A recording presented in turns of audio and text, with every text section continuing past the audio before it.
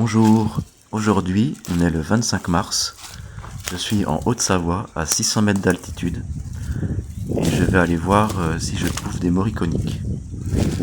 Donc 600 mètres d'altitude, c'est pas très haut pour la Haute-Savoie, je suis en versant plein sud, donc sous le versant sud ça sort bien plus en avance qu'au versant nord.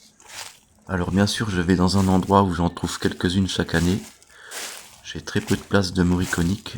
J'en ai une autre qui est versant nord à plus de 1100 mètres d'altitude. Et celles-là, je les ramasse début mai. Il y a d'autres places que je connais et qui sont connues par d'autres personnes. Alors, du coup, elles atteignent pas souvent les 3 ou 4 cm de haut. C'est à celui qui ramassera la plus petite. Enfin, les gens se jettent dessus.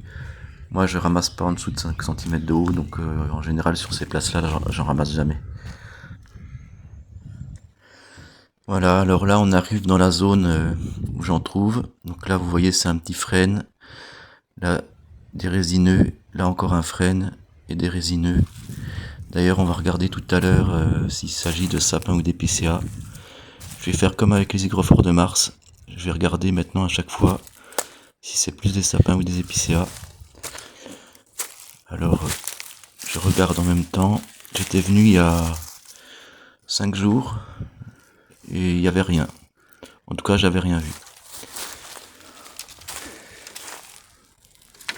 Donc je regarde.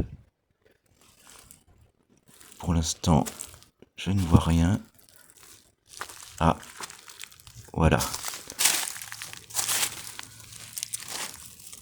Voilà une belle moriconique. Bon, elle fait un peu plus de 5 cm. Mais bon, je vais pas la prendre, hein, si j'en trouve qu'une, ça sert à rien.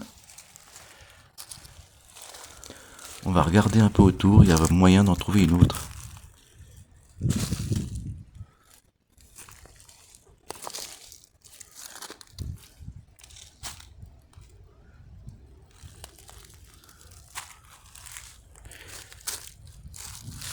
Ici. Ah, celle-là, elle est un peu plus grande.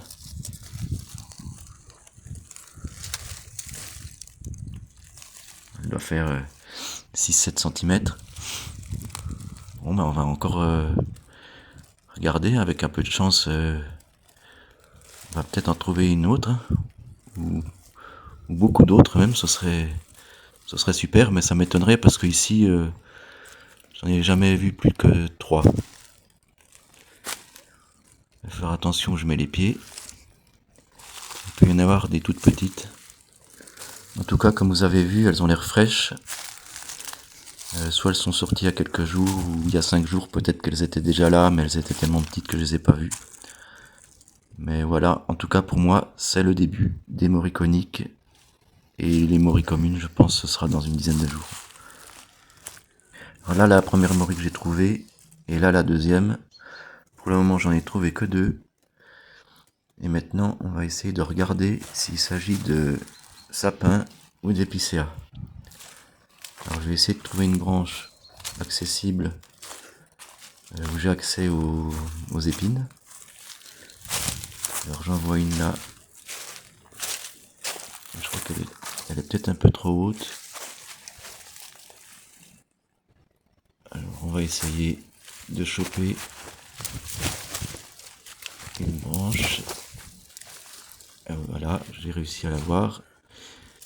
Donc ce sont des épicéas, apparemment. Donc l'aiguille est ronde, ce serait bien que ça se défloute. Voilà, contrairement au sapin qui a des aiguilles plates avec 2 traits blancs, les épicéas ont des aiguilles rondes. Est-ce que ça va se déflouter?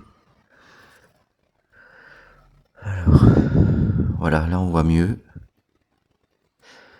Voilà, là on voit très bien. Donc ce ne sont pas des aiguilles plates comme le sapin, comme vous pouvez le voir. Là j'ai trouvé que 2 morilles. Comme vous avez peut-être remarqué, il y en a une qui était noire et plus ramassée, et l'autre qui était beaucoup plus claire et plus allongée. Donc il y en a une qui ressemblait vraiment à Morchella conica, la noire, et l'autre Morchella deliciosa. Un peu plus bas, je connais un autre endroit où je trouve parfois des moriconiques. Donc j'y retournerai une autre fois parce que là il commence à bien pleuvoir. En plus ils avaient annoncé un temps plutôt orageux. Il me reste 20 minutes de marche. Donc je vais pas traîner et je reviendrai dans quelques jours. Voilà, donc j'espère que cette vidéo vous a plu. Je vous remercie de vous abonner. Et sur ce, je vous dis À bientôt.